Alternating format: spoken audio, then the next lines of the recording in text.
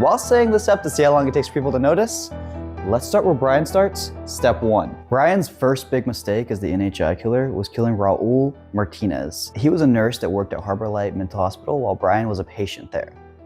Did I mention Raul was attacked by Brian multiple times? He then went on to kill his social worker, his psychiatrist, and even his foster siblings. And historically, one of the major ways serial killers get caught is by killing people connected to them, which makes the different methods all the more important. For instance, Dexter tends to hunt for his victims while Brian fishes for them by luring them back to his place, which actually does beg the question, which is more effective? For hunting, we can look at Ted Bundy, who used his charm to hunt for 30 women. And for fishing, we can look at John Wayne Gacy, who lured his victims, 33 men, by the way, with construction work or entertainment. Back then, it seemed like fishing and hunting were about equal, with less than 200 million cameras to worry about. Compared to today, we have over 2 billion cameras. But either way, once Brian had his victims, it was all over. He didn't have to worry about catching them off guard or forcibly sedating them. He could let them sedate themselves, which for him is even more practical than the average person. Just like Dr. Death, Britain's most prolific serial killer, named Harold Shipman, who forged prescriptions for morphine for over 2 decades and killed over 250 patients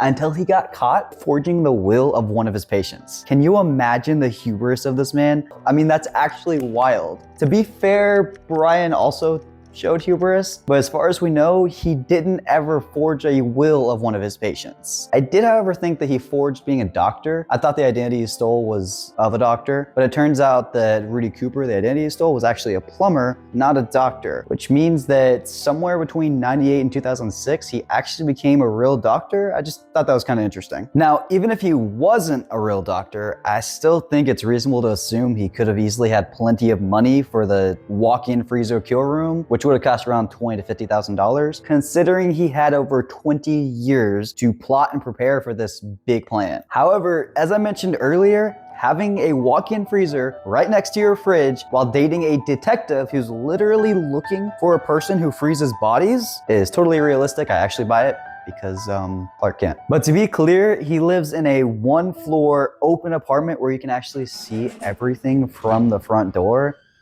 I mean, she could have literally just gone over to the fridge to get a drink, and if he had, say, I don't know, a bunch of jars of blood that you can clearly see through this window, season 1 would have been really short. Lucky for us, Deb never saw Superman, so let's get into step 4, the kill. After caught, he tends to slice their throats and completely drain them. And after drained, he tends to slice them up and dismember them, symbolizing his separation from Dexter as a child. Also, there would be significantly less blood splatter since he drains the victims beforehand, but even if blood got everywhere, it wouldn't matter because he's in his own home with a water hose. But I'll come back to that in a minute. He even takes some of the body parts and encases them in ice, which is one of the most iconic things about him. See, normal ice looks like this, but Brian uses a special process to make his ice look perfectly clear. I imagine he takes a cooler like this, causing the water to freeze from the top down, making it clear instead of cloudy. I just use string to hold my body parts, and this is when I realized Brian is the opposite of Dexter. Dexter would be hiding all of the evidence, and yet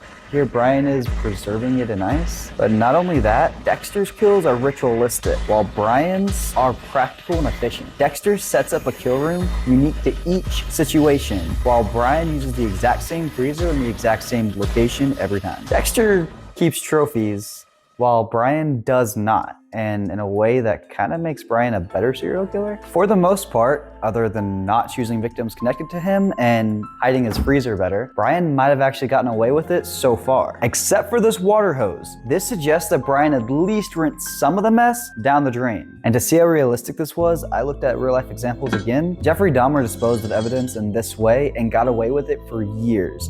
On the other hand, Dennis Nilsen killed 12 men and was ultimately caught because his neighbor's plumber found human remains clogging the pipes. So washing body stuff down the drain could go either way depending on the situation. Also, modern cities can detect blood in the sewage system, so there's that. But imagine with all that cleanup, if he got caught because he didn't wear a hairnet. Most people drop 50 to 100 pieces of hair a day without even noticing. Which brings us to the hardest part of getting away with murder. Well, at least for the eye strut killer. Setting up evidence in high traffic areas without getting caught. We're gonna start off with the easiest location. I do not have a hockey rink, but we do have a soccer field, so we're gonna set it up on this ping pong table. Even if I don't get caught actually placing the body, and I'm in a super secluded location with pretty much no security, the odds of somebody driving by and not at least slightly noticing or seeing an ice truck is really low. Like, if this gets seen on the news and they can't give a description to the police, I'm tempted to call this not realistic, except there have been real cases like the Cleveland torso murder and Jack the Ripper who still haven't been caught to this day. In fact, a more recent example happened just before the premiere of Dexter.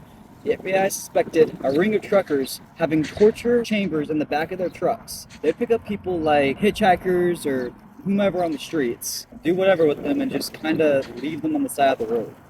So that number I said in the previous video might be significantly higher. And the chances of us getting caught at this next location are also significantly higher. I'm not sure how Brian managed to do this, but we're gonna give this a try. I'm at a brewery with live music, similar to when Dexter was on a date with Rita. We're gonna set up the body right there, and after expecting this days for a couple of days, it seems every 5 to 7 minutes somebody goes in and out. Body! Which was just enough time to set up the body. I'm over here in the car, and we're gonna see how long it takes for someone to notice. What's the body for? It's just an experiment. We're doing a reality check to see. How many people are going to come out? Have you ever seen the show Dexter? No. One of the main villains is the serial killer named Brian Moser, the eye strut killer. Okay. And he displays bodies in public in like traffic areas. So our whole series is reality checking. Okay, this isn't actually possible.